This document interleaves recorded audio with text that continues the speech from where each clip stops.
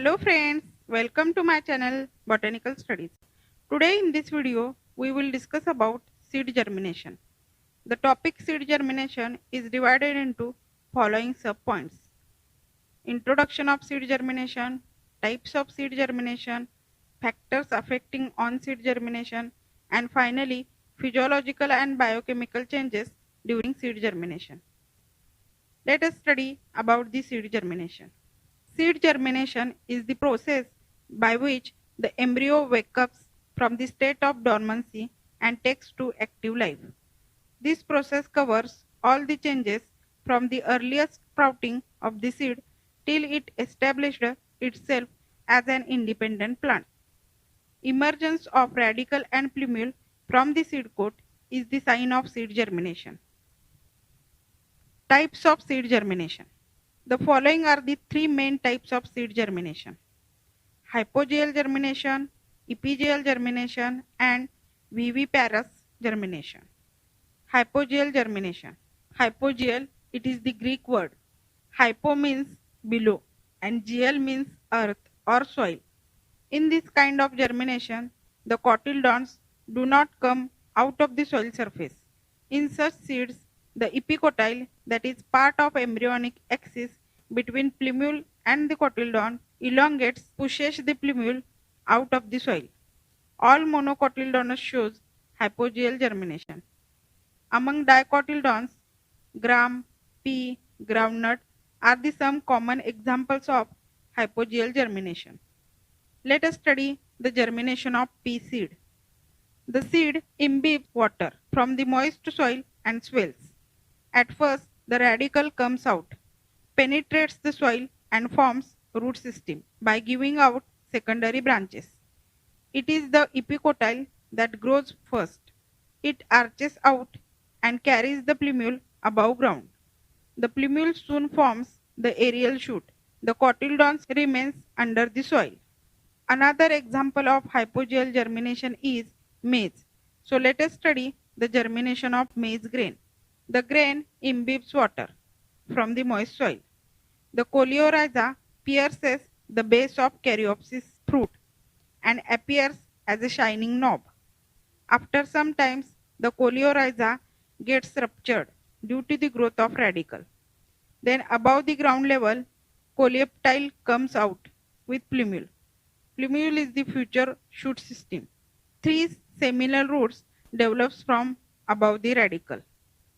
The radicle and seminal roots with two branches persist throughout the life of the plant. Adventitious roots formed from the lowermost node above the mesocotyle. Epigeal germination. Epigeal is a Greek word. Epi means above and geal means ground or soil. In seeds with epigeal germination, the cotyledons are brought above the soil due to the elongation of the hypocotyle. In castor, cotton, papaya, and onion, this type of germination is found. Flat, green, leaf-like cotyledons can be seen in the young seedlings. Here, the cotyledons, beside food storage, also perform photosynthesis till the seedlings becomes independent. In some other plants like bean, the cotyledons become thick, do not become leaf-like. They shrink and fall off after their food reserves are consumed by the seedling. Let us study the seed germination of castor. The seed imbibes water and the testa bursts near the caruncle and the radicle grows out. After this, hypocotyle grows, due to which two papary cotyledons enclosed by endosperm are pulled out of the soil. Cotyledons come out of the endosperm when it is consumed. The cotyledons become green and leaf-like, while the plumule slowly develops into leafy shoot. The remnants of endosperms withers and drop down. Another example of epigeal germination is gourd. So let us study the germination of seeds in gourds, that is in Cucurbita maxima. The straight radicle come out of the seed and fixes the seed to the soil, with the secondary roots developed from the radicle. Next, the hypocotyle grows so quickly that it forms a loop which comes out of the soil and pulls out the rest of the seed. The seed coat is cast off and the cotyledon open out like two leaves, become green, large and thin, so that they look and behave like ordinary leaves. The plumule within the cotyledons become exposed and soon grows into the aerial shoot. Viviparous germination. Vivipary is the phenomenon of giving birth to young ones. It is the advanced stage of development. It occurs in mammals and mangrove plants. In mangrove plants, for example, in Rhizophora, Sonaracea, Heritiaria, the seeds cannot germinate on the ground because of excessive salt content and lack of oxygen in marshy habitat. In such plants, seed dormancy is absent. The embryo of the seed present inside the fruit continues growth, while the later it is attached to the parent plant. The embryo of this seed present inside the fruit continue its growth while attached to the parent plant. Hypocotyle elongates and pushes the radicle out of the seed and the fruit. Growth continues till the hypocotyle and radicle become several centimeters long. The seedling becomes heavy. As a result, it breaks its connection with the fruit and falls down in the salt-rich muddy water, in such a position that the plumule remains outside the saltish water while the tip of the radicle gets fixed into the mud. This protects the plumule. The radicle quickly forms new roots and establishes the seedling as a new plant. Factors affecting on seed germination. Both external factors and internal factors affect the seed germination process. The external factors such as water, oxygen, and suitable temperature, and internal factors such as seed dormancy due to internal conditions and its release. External factors. Water. A dormant seed is generally dehydrated and contains hardly about 6 to 15% of water in its living cells. The active cells require about 75 to 95% of water for carrying out their metabolism.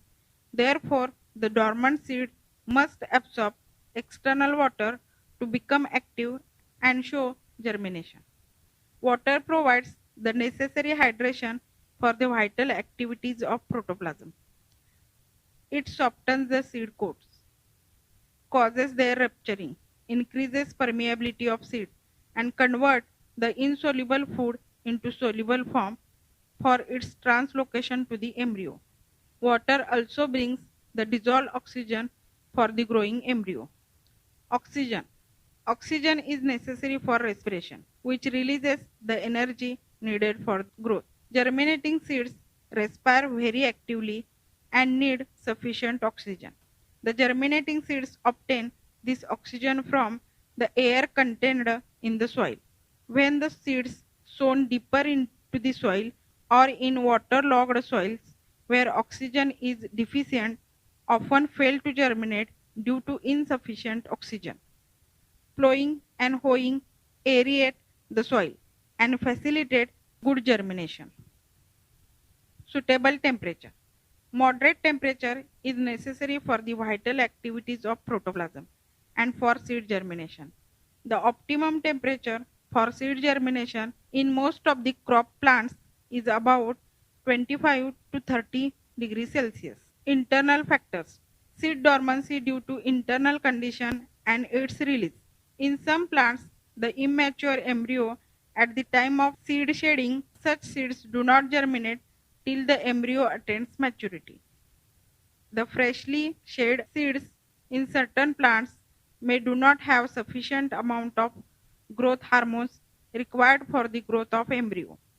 These seeds require some interval of time during which the hormones get synthesized. The seeds of almost all the plants remain viable or living for a specific period of time. This viability period ranges from a few weeks to many years. Seeds of lotus have the maximum viability period of 1000 years. Seeds germinate before the ending of their viability period. In many plants, the freshly seeds become dormant due to various reasons, like the presence of hard, tough, and impermeable seed coats, presence of growth inhibitors, and the deficiency of sufficient amount of food, minerals, and enzymes. Physiology of seed before seed germination. Before germination, seed is dry structure with minimum metabolic activity. Seed has dry hard seed coat consisting of usually non-living cells. This hard seed coat and the cells of endosperm act as a barrier for the outgrowth of the embryo. If all these above conditions are overcome and the seeds are placed under suitable environmental conditions essential for germination, the seeds will germinate. In most cases, the seed germination begins just by placing the dry seeds on a moist substrate. Physiological and biochemical changes during seed germination.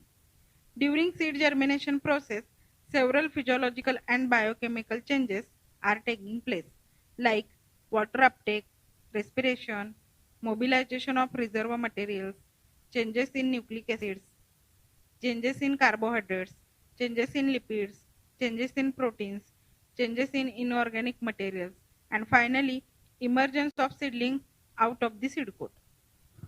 Water uptake. Seed germination starts with the imbibition of water by dry seed coat, which is purely a physical process. Various hydrophilic groups such as NH2, OH, COOH, etc.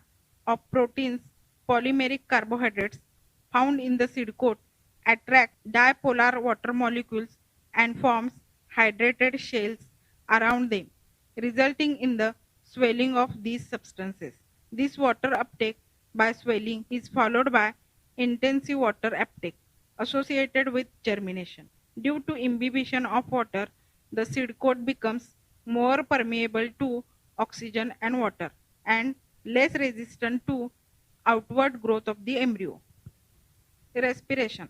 The water uptake is accompanied by rapid increase in respiration rate of embryo. Initially, there may be anaerobic respiration, but it is soon replaced by aerobic one due to availability of oxygen. Sucrose is probably the respiratory substrate at this stage, which is provided by endosperm. Mobilization of reservoir materials. As germination progresses, there is mobilization of reservoir materials to provide building blocks for the development of embryo, energy for biosynthetic processes, and nucleic acid for control of protein synthesis and overall embryonic development. Changes in nucleic acids. In monocots, during the imbibition stage of seed germination, there is rapid decrease of DNA and RNA content in the endosperm, with a simultaneous increase in the embryonic axis, probably due to their transportation as such.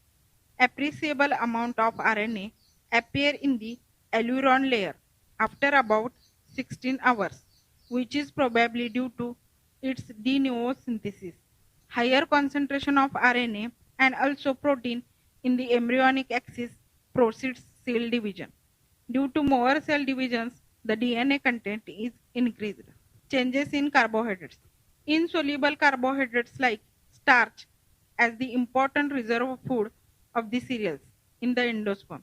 During germination, starch is hydrolyzed first into maltose in the presence of alpha amylase and beta amylase, and then the maltose is converted into glucose by maltase. The glucose is absorbed by the scutellum, converted into soluble sucrose, and transported to growing embryonic axis. During germination, the embryonic axis secretes gibberellic acid into the aileron layer, which causes de novo synthesis of alpha amylase. The activity of enzyme maltase is regulated by gibberellic acid. Changes in lipids. Many plants like castor, coconut, peanut, etc. store large amount of neutral lipids or fats as a reserve food in their seeds. During germination, the mobilization of these fats is brought about by hydrolysis of fats to fatty acid and glycerol by lipases and oxidation of fatty acid to acetyl coenzyme A. The activity of lipases is greatly stimulated by imbibition, and in some cases there may even de novo synthesis of these enzymes, which is probably triggered by gibberellic acid. Changes in proteins. Some plants stores proteins as a reserve of food in their seeds in the form of aleurone grains. Mobilization of these proteins involves their hydrolytic cleavage into amino acids by peptidases. The amino acids may either provide energy by oxidation after deamination or may be utilized in the synthesis of new proteins. During seed germination, there is active synthesis of enzymes and other proteins are also the formation of different RNA species. During seed germination, there is active synthesis of enzymes and other proteins and also the formation of different RNA species for their synthesis. For the synthesis of these proteins, polymers are involved. Changes in inorganic materials. A number of inorganic materials such as phosphates, calcium, magnesium, and potassium are also stored in seeds in the form of phytin. These materials, which may activate a number of important enzymes, are liberated during germination due to the activity of various phosphatases including phytase. Emergence of seedling out of the seed coat. All these changes described above gradually result in the splitting of seed coat and the emergence of growing seedlings. First, the radicle come out and grows downwards, then plumule come out and grows upward. Due to the continued growth of the seedling, the latter comes out of the soil, exposed to light, and develops its own photosynthetic apparatus. The splitting of seed coat may take place either by imbibitional pressure or by internal pressure created by the growing primary root or by the hydrolytic enzymes which act on cell wall contents of the seed coat and digest it. Example cellulase, pectinase, etc. Sometimes the seed coat may be extensively rotted by the activity of microorganisms in the soil. This is all about seed germination. Thank you for watching this video.